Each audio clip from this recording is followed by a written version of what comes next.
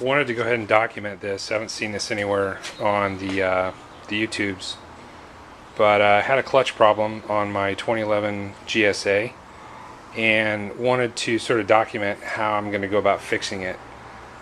Basically what happened was, after a water crossing last summer, doing COBDR in Colorado, my clutch kind of basically there was all kinds of free play. I could squeeze the clutch handle all the way in with no resistance at all, no play, no throw at all. It just came all the way in, and it seemed to do that when it was warm. When I turned it off and let it cool down, it would work fine, but then once it heated up, I'd get that problem. I'd have to kick it down. I have to downshift it. I'd have to kick it down in gears. It's really hard to kick it into neutral, when coming to a stop at a red light, which is problematic. So took it to the dealer. They bled the clutch line. This is last year, and they said there was an air bubble in it. Well, that didn't fix the problem for long. It came back pretty quickly. Some warm weather, engine heated up a little bit higher than normal. This is not on, but there's a little mark about 2/3 of the way up. Once it got to there, it kind of would start to go out again. So I took it to an independent guy. He took a look at it, and he said the only problem he could see in the clutch slave was that the push rod was a little bit worn. So he went ahead and fixed that. He put it back together, and it seemed to work great since last September, and it's early mid-March right now. So did an event 2 weeks ago, another water crossing, and boom, got the problem again. So I'm thinking it might have to do with water intrusion into the clutch slave. So let me show you what I did. Went ahead and took off my master cylinder cover, and I noticed that my fluid level was actually fine. It's actually a little lower now than it was when I first checked it. That's because I've been fiddling with it.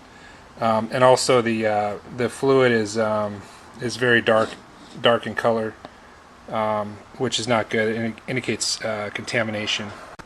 So what I did now is I took a look at the slave, and you can kind of see up in here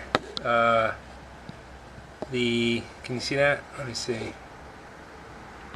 The clutch slave looked like it had a little bit of fluid that had leaked out of there and collected some dirt at some point. There was no wet spot. But what I did is I took this off, which is pretty easy. Let me go ahead and document that. What you got to do is you got to take the rear wheel off, which is very easy.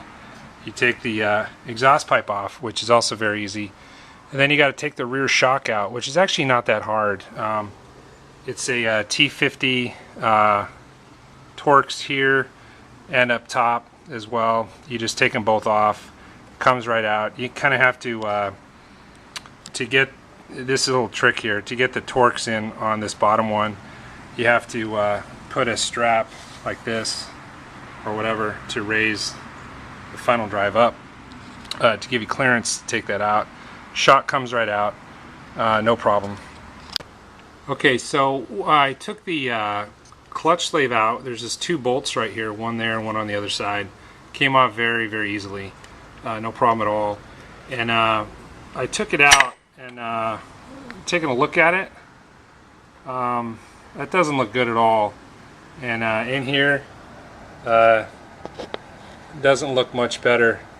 That's the push rod right there. That was actually inside the clutch slave a minute ago. So basically what I think happened is I got some water intrusion in there. So what I did is I got myself a new clutch slave. Okay, this is what the new clutch slave looks like. You can see, it's very clean in there. There is no gasket that goes on here.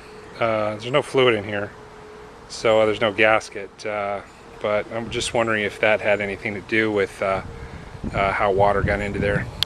And this is the part number for the clutch slave. I think this one ending in 542 is one that it's a newer one that superseded the old one that I think ended in 501 or something like that. This is, I think, that felt pad that they mention. You can see it's it's cracked. By the way, the new clutch slave was about $155 from the dealer. This is a special kind of fluid. It's a mineral oil, and I'm going to go ahead and go with the original BMW.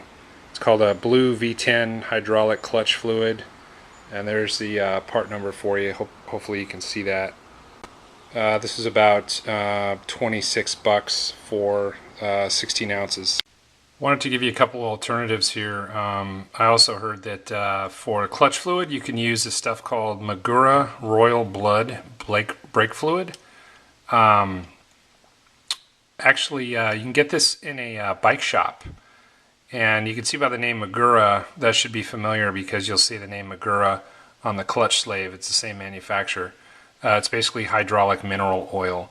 Not to be confused with brake fluid, which is hydroscopic and not good for your clutch system or your hands for that matter. Anyways, this is about 16 bucks for 16 ounces versus 26 for the BMW.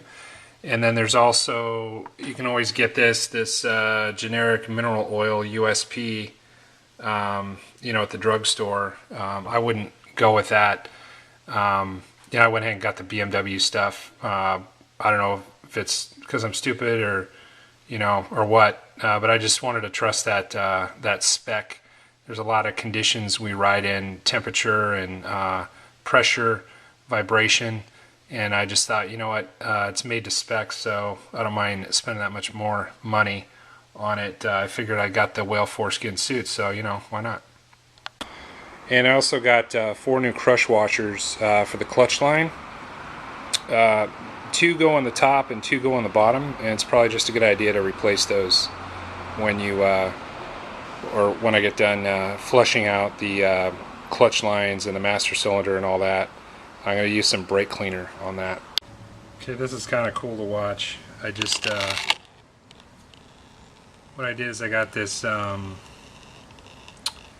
little vinyl hose from the hardware store. It's a 1/4 inch OD 0.17 inch ID vinyl tube from Lowe's, and went ahead and hooked it up to the bleeder valve and just took a wrench and loosened it there. You just loosen that nut and here's the clutch fluid coming out. You can see how contaminated it is. Let's go ahead and drain that, and then just going to be flushing it out. Okay, well that seemed to do it. Went ahead and got the new slave installed. If you recall that little felt, circular felt pad, or cylindrical felt pad, that had the little cut in it, or the slice. They actually come that way. They're supposed to be that way. And that was not wet. It was just a little dirty, so I put that back on the push rod before I put the slave back on. Anyways, got the slave back on. I rinsed out the lines with some brake cleaner and blew some air through there and got it nice and clean. I went ahead and reassembled it with new crush washers. We got 2 down here, and we got 2 up on the master cylinder. Wanted to show you how to bleed your clutch line. This is kind of the reason for me doing this video in the first place, is I couldn't find a decent video on how to bleed the clutch line. I've never done this before like a lot of you guys, so this is how I did it. I went ahead and left that hose on here, and what I did is I hung it off this rack where the muffler gets screwed in, only because I wanted to see that hose fill with the blue clutch fluid, and it's easier to do it that way rather than just let it hang. If you let it hang, you can see the bubbles come up a lot quicker, and that means you risk reintroducing air into your clutch line that way. So that's how I did it. Okay, you can see I've got this little 8mm spanner on the bleed line. What you're going to do is you can do this one person. You're going to have your right hand here, and you're going to have your left hand on your clutch line. What you're going to do is you're going to open this, by unscrewing it down about a 1/4 turn, and then you're going to squeeze the clutch lever, and then let the clutch lever back out, and then you're going to close it. Okay? Then you're going to do that cycle again. You're going to repeat that. So again, the first step is you open it a quarter turn, squeeze the clutch lever gently, and then gently let the clutch lever back out, and then close the line. And you're going to see this blue fluid come through here with some bubbles. And you know, this is my first time doing it. You can see got a few ounces of fluid down there. You also have to refill it in the master cylinder 2 or 3 times, depending on how good you are at bleeding it. But basically, after a while, you know, I was getting like 5, 6, 7 pumps in a row with no bubbles. I figured, hey, you know what, it's bled. So anyways, got it all back together. Clutch is working great, and hopefully it's going to last this time. If it fails again, I gotta suspect it's going to be the master or the clutch line. But I'll go ahead and follow up on this video later if that's the case. Anyways, any questions? Go ahead and leave a comment here, and I'll do my best. Once again, thanks to my friend Pete and Gary, both GS Giants. If you're owner of a GS and you want to check out that website, you go to gsgiants.com. There's a forum, or we're also on Facebook. Look for GS Giants. Thanks again, guys.